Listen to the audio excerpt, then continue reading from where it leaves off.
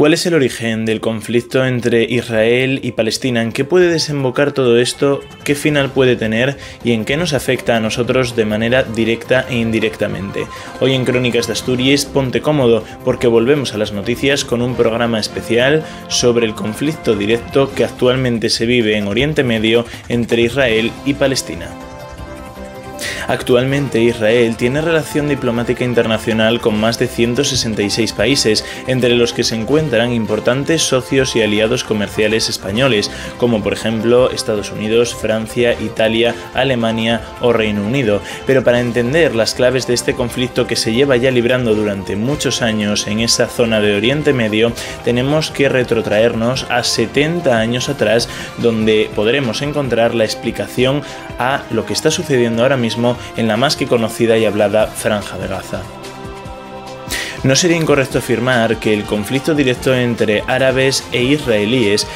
nace en 1917, cuando el gobierno británico acepta la declaración Balfour. Manifestó públicamente su apoyo incondicional al establecimiento de un Estado para el pueblo judío en una región de Oriente Medio llamada Palestina, la cual por aquel entonces formaba parte del Imperio Otomano. A partir de ese momento y de esa declaración Balfour que hace el Imperio Británico, cientos de miles de judíos comienzan a emigrar hacia esa zona de Palestina que más tarde consolidaría el actual Estado judío de Israel. Al aumentar la población judía en Palestina, los descontentos sociopolíticos en este territorio no se hicieron esperar y debido a ello la Organización de las Naciones Unidas, la ONU, decidió tomar cartas en el asunto para evitar una escalada de conflicto a nivel internacional. En noviembre del año 1947, la Asamblea General de las Naciones Unidas aprobó la más que conocida Resolución 181, en la que se propone o se detalla cómo el Estado de Palestina debe ser repartido en dos, un cacho para lo que sería el futuro Estado de Israel y otro para lo que sería el Estado palestino, que por aquel entonces pertenecía a un mandato británico. Este plan de partición no fue muy bien recibido por ninguna de las dos comunidades, ni siquiera por la comunidad internacional. Fue entonces cuando estalló una guerra respaldada por terceros países entre palestinos y judíos justo al día siguiente de la resolución de este tratado.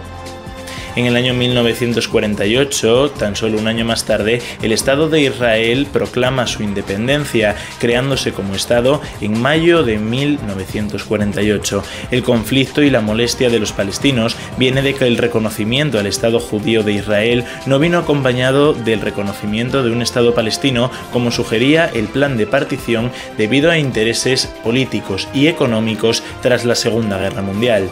Y ya en la actualidad, el enfrentamiento suscitado y que ha encabezado el grupo radical Hamás, que busca el establecimiento de un único Estado árabe en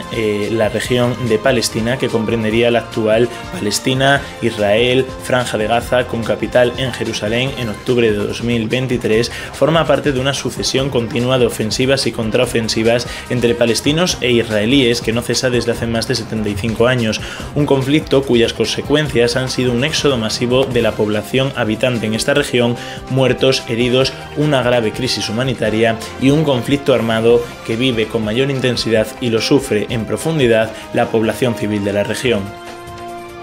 Este conflicto histórico, que vemos cómo se va agravando desde octubre de 2023 en la ya más que bombardeada Franja de Gaza, no solamente divide y fomenta el odio entre árabes e israelíes, sino que además divide al mundo entre gobiernos y medios de comunicación pro-palestinos o pro-israelíes. Lo que hay que condenar de este conflicto, al igual que deberíamos hacerlo de todos, es la violencia desmesurada y desmedida contra la población civil de cualquier territorio, independientemente de su etnia o de sus creencias religiosas, por parte de grupos militares, estatales o paraestatales. Si algo hay que dejar claro que tenemos que defender es el derecho de todo ser humano a desarrollarse y vivir libremente en paz, a recibir una educación de calidad, que no esté marcada por el odio ni por el miedo, y a tener un trabajo y una vivienda digna. La única que sale perdiendo en esta, como en todas las guerras, es la humanidad, al demostrar que los intereses particulares de unos pocos pueden prevalecer sobre el bienestar y los derechos humanos.